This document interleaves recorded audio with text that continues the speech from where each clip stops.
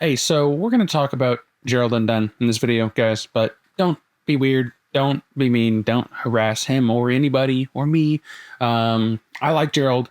I watch all his videos, and while he says some things that I think sometimes express his frustration in a way that is meant to be towards like 1% of people, kind of jumps to other people, he's not a bad guy, and nobody should be harassed for their opinions, especially not over cameras. So, anyway, there's a lot of hot takes and a lot of hot tea being spilled on the internet these days with some recent Sony releases, some recent Gerald Undone videos, and I just want to talk about it. And it's about OpenGate, but why OpenGate? Why this drama over it? Why has it been chosen? Are we calling this Gate? Well, I think the reason is because it is a seemingly very easy thing to include. These cameras coming out and that have been coming out for a long time all have 3x2 sensors, and they just throw away the top and bottom of their image. And with other cameras in the cinema world, even many of those in the Canon, Sony cinema lines don't have it, or you have to jump through some extra hoops. And I know that's a totally different world than like the S1II series of cameras that I use, but it's an interesting jumping off point. But before we do all the talks and comparisons and things like that, let's talk about... So Gerald, of course, caused some drama once again while kind of defending Sony and kind of putting down companies and users of Lumix cameras. If I had a nickel for every time that happened, I would have at least 2 nickels, which isn't a lot, but it's funny that it happened twice. So he basically said OpenGate is not important. And he's right. It's not. At least not essential. Unless it is, of course. But anyway, OpenGate, it obviously has many more functions other than just, I want to shoot vertical. Like, what if you have to deliver for social media and for traditional broadcast? What if you just want to be able to reframe and post? What if you get a vertical video job, but you might want to put it in your reel or something along those lines? And what if you're shooting anamorphic and you don't want to be stuck to the lame 1.33x lenses? Sure, OpenGate is nice. That's really most of what it is, and it's something that most people don't need, but for a lot of other people, it's nice, and for a small amount of people, it is borderline essential. Could I do my work without it? Yeah, sure. Can Gerald's work of testing cameras and showing it off on YouTube in 16:9 get away without OpenGate?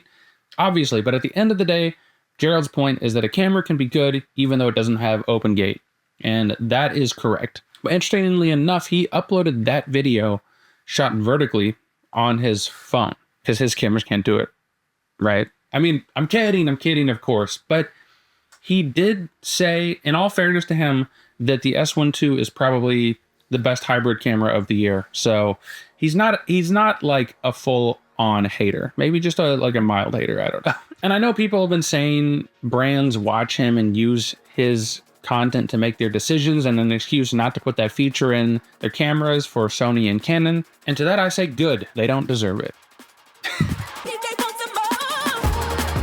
So yeah, while the drama around here has mostly been with Gerald and the A7 IV, I think there's even higher end cameras that we can reference too. Cameras like the Burano or the Sony Venice. These are cameras that you really don't own, by the way, just to be clear. Especially the Venice, it's a super pro cinema camera. But the thing I've actually been seeing recently is it actually has OpenGate, one of the few Sonys that do. It'll just cost you $66,000 or more. But of course, for that, you're going to get a glorious 8K OpenGate sensor, which I'm sure is amazing. But the crazy part to me is that to access that OpenGate, you need to pay $400 per month or $4,000 to license it perpetually. Holy Lord. And I know lots of cinema cameras work like this or are starting to work like this, but it's fun to pick on Sony. So let's compare it to a few of these new Lumix cameras. Surely their cameras need a license for OpenGate, right? Well, no. You can buy the S1R2 for $3,300. And just if I got my math right, that's like 7 bands less than the license for OpenGate on the Venice. The S1R setup with fully enabled right out of the box high quality 8K OpenGate footage is $23,000. times cheaper than the Venice and its license. But of course, I'm not really being fair to Sony, right? You could save a lot of money getting their other 8K cameras like the Burana, which is only $25,000, or the A1II for only like $7,000. But neither of these cameras can do OpenGate, even with a $4,000 license. And you know why I'm not talking about the A7 V, which could technically do 7K? Well, yeah, it's a little bit cheaper than the S1II, the S1R2. It caps out at 4K, which is fine, honestly, for most people, and it is cheaper.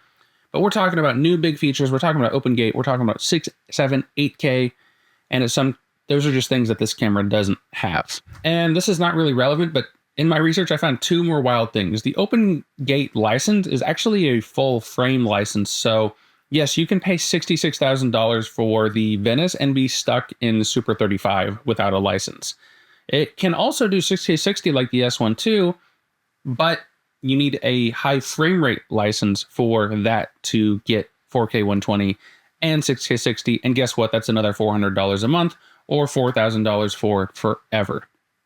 And let's get real. You can actually get OpenGate on Lumix cameras for way cheaper. If you are willing to bump down to a paltry 6K OpenGate, you could get the S1E for around $2,200, or hell, you could get a used S1 or S9 on MPB for a flat $1,000, really. 6K OpenGate for $1,000. I know this is apples to oranges, but to quote Little Dicky, why can't fruit be compared? The Lumix cameras are out there, and they have been doing things in the past, or even still are only available on high-end professional cinema cameras, sometimes with a license. And those features that they offer, yes, include OpenGate for social media reframing, shooting multiple aspect ratios, all that stuff we talked about before, and shooting anamorphic. That just makes these cameras so much more valuable and so much more applicable to all different kinds of filmmakers and content creators out there, as well as people that do multiple things like me, who might use OpenGate to shoot a social media content day one week and shoot an anamorphic short film the next. And so if we're doing some math here, one Sony Venice with these licenses, God knows if there are any more essential licenses you need to go along with it, you could buy nearly 23 8K OpenGate S1R2s, 24 6K60 and 5.1K60 enabled S1IIs, or nearly 70 S9s with 6K OpenGate, but only 20 or 30p this time. And of course, all these cameras coming out these days are, yes, for some people, stuff like OpenGate seems or is even a little overrated or not necessary, and that's totally valid. It's really a specific feature, specific use case, but it is one of those things that if you need it, it could be the most important feature in a camera for you. And if OpenGate is something you need, I don't know why people are complaining that Sony doesn't have it, because there are cameras out there that do, and they're Lumix cameras. Figure out which one is best for you. And in a world where image quality, log and raw profiles, dynamic range, all this stuff is plateaued and topped out, and it has been for a long time, these previously niche and hard to achieve features, it's one of these things that makes it feel like a company is or is not continuing to innovate and improve. And to be clear, basically no one needs 8K OpenGate. Basically no one needs high frame rate OpenGate. But these are the things that might not seem super useful, but I think people using Sony don't really see the value in them is because they've never had it and never used it.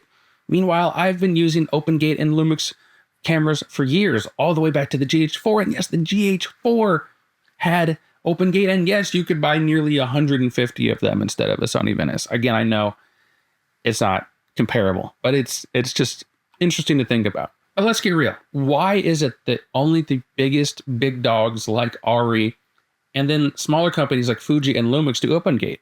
And well, it's because it is, at the end of the day, super niche.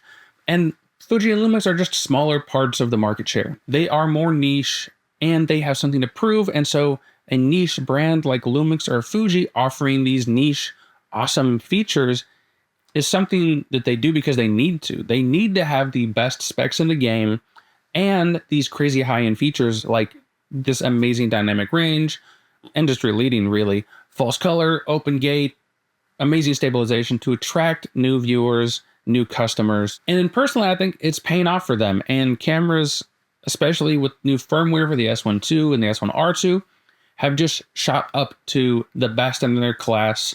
And no one's even really arguing that. And despite how much noise they are making and how much everybody who uses them knows how good open gate can be, companies and like Canon and Sony on the whole just don't do those things because they really don't have to.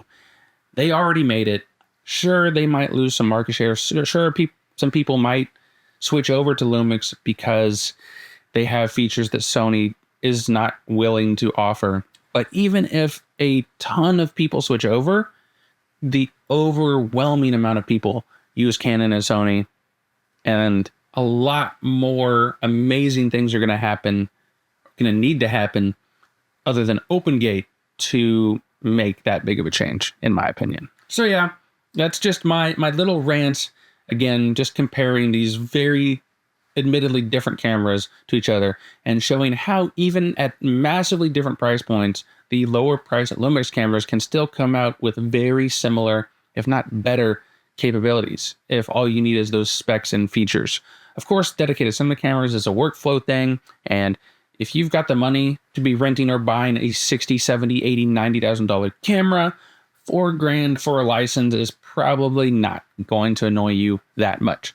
So, did we learn anything today? Probably not. But if you did, or if you were entertained, or you just agree what I'm thinking of and saying, feel free to like, comment, subscribe to hear about Lumix stuff, filmmaking gear, all that sort of stuff. And as always, if you did subscribe, I'll see you when I see you.